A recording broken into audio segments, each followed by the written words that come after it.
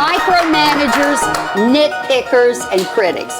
These are just a few of the names that categorize a complicator. These people are tough to work with, and probably many of them don't even know that they are tough. But it becomes a habit, I think. Complaining, manipulating, that kind of thing. Linda Swindling, author of Stop Complainers and Energy Drainers, is here to tell us how to recognize and, more importantly, how to deal with these people. You've been here all week, which is great. Yeah. And so I'm excited about this. Okay, these are the complicators, the manipulators. These are the people that, what? These are the people that like systems and they like stability. So the way they control the environment. Did you say like or lack? They like things to be in order. They're the know-it-alls. They're the ones that say, this'll never work. Or have you ever been in one of those meetings where they say, well, 5 years ago we tried this, and they just block things. That's right. Right? Yeah. And the reason is they hate change. They hate change. One person in our survey, we did a survey of 1,000 people, and one person said, he's just allergic to change. And that's about right. You know, it's scary for them. They feel really good about knowing things. Unlike the other types, you know, they're not whining. They're not trying to take control. They're really trying to keep things stable. They're trying to keep the things safe.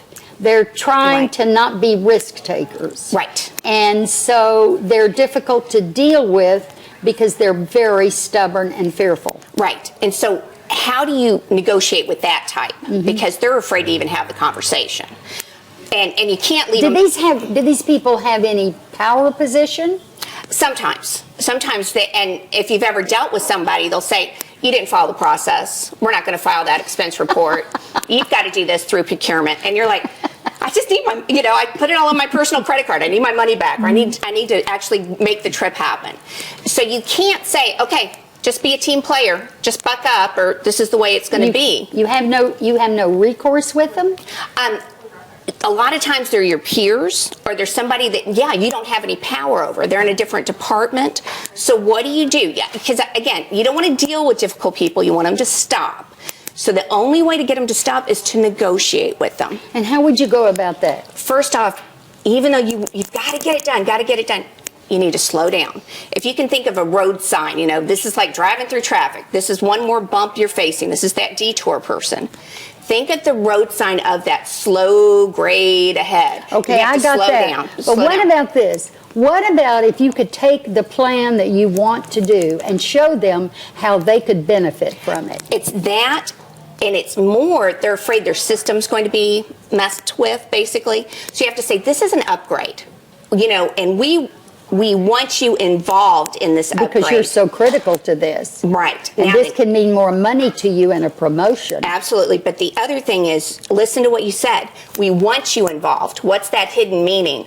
If you don't get on board, you're going to be left out. And for a know-it-all not to know what's going on or help establish that system, that's key. Key. So what if they say, we want you to get on board, and you say, but this is all wrong, and then you say, let me clarify this for you. You have to get on board or you'll be out of here. Right. How about just being truthful with them?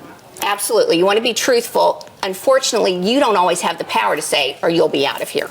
If you and I are peers, or if they're in a different department, you don't have the ability to say, or you're going to be fired.